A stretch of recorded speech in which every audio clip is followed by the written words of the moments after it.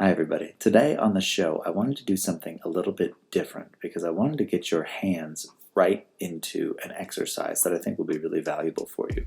So today, instead of writing, I'm going to walk you through a basic, perhaps your first comedy sketch, and you're going to write it. It'll be so fun, trust me.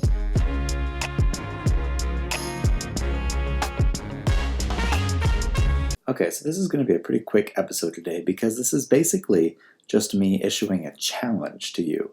This episode is geared for people who have perhaps had a desire to get into writing comedy, particularly sketch comedy, but they've never felt that they could, they never felt they knew where to begin. Well, today is the day. I work with a lot of comedy writers that feel as though they're blocked, or a lot of writers trying to get into comedy feel like they're blocked, and a lot of it is their own doing. I talk to them and I say, well, have you done a sketch before? And they say, no. And I say, well, what's an idea that you've been throwing around in your head for a sketch? And then they explain to me this really elaborate type of thing, and they say, and I just can't seem to work it out. And I'm like, well, go figure, you can't work it out. You have like 15 characters, and you have a really intense backstory.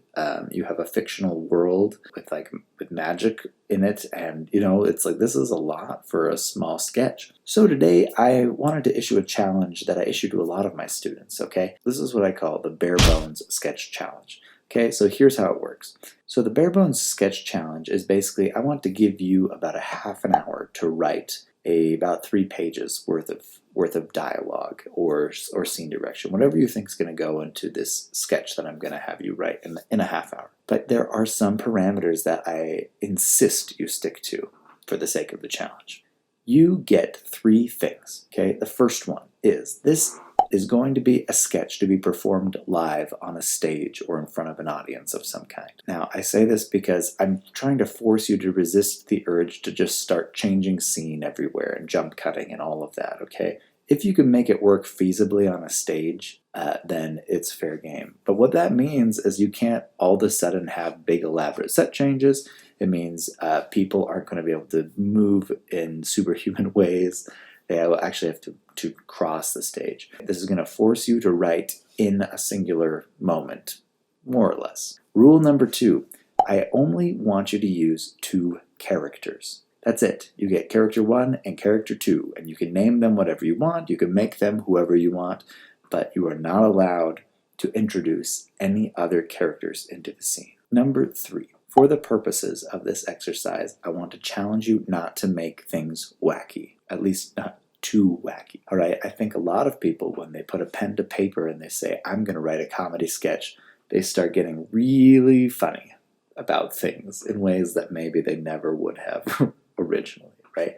I think a lot of the best comedy comes from just really real interchanges from people who truly believe in their position. Perhaps the greatest comedic moment of this past year happened in the finale of season 1 of The Mandalorian.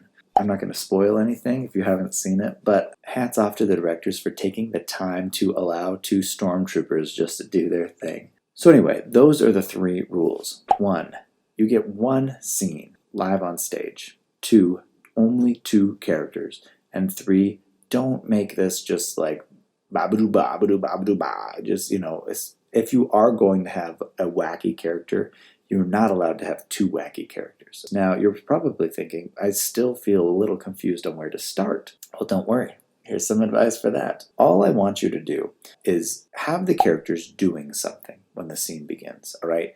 Don't have them standing there. Don't have one talking on the telephone. Maybe give them an occupation. Maybe they're dropping off packages during the Christmas season.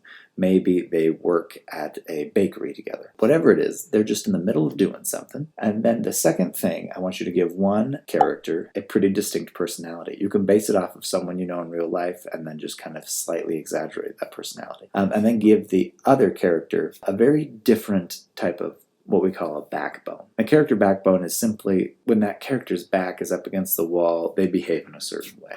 There's a popular play called The Odd Couple, and it's kind of this exercise in a lot of ways. You have 2 principal characters, and one is very type A, and the other is very type B, and we just get to watch it all go. So for your sketch, have them doing something, and that can help you kind of mold the scene for number one. Number two, you have your two characters and give them both a pretty distinct personality. And then number three, just have them both desire the same object. Create some type of something and make it a pretty limited resource, okay? It could be, if we're sticking with the bakery example, it could be maybe there's one perfect shift next week and only one person's going to be able to work that shift, and the other person's going to be stuck working a lousy kind of graveyard shift or something. Or you could even flip it around and have it just be there's a punishment that's got to be doled out. So there's something that both characters are trying to avoid. And that's it. Once you have those things set up, just start writing how that scene's going to turn out. This is not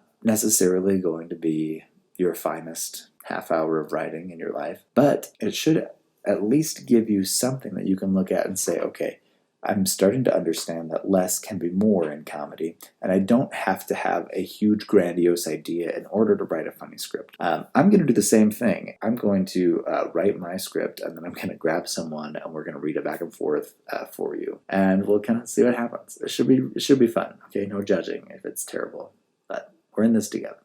So that's the video today. It's issuing a challenge. If you do it, go ahead and send it to me. Just shoot me a message, and I can read them, and then if there's one that's really good or even really bad, I might reach out back and say, hey, do you mind if we use this on the show? So anyway, I'm going to get to writing, maybe not my draft. I'm going to get at this exercise. But I'll talk to you soon. Thanks for tuning in. Again, if you haven't been listening at all or you've been dozing out, here is the recap one last time. Okay, you get one scene. Number two, you get two characters, both with a distinct personality. And then three, you have both characters simply desire the same objective that not both of them can have. All right, and don't make them just totally wacky. I'm really looking forward to see what you got. This is kind of fun. And I'll talk to you soon.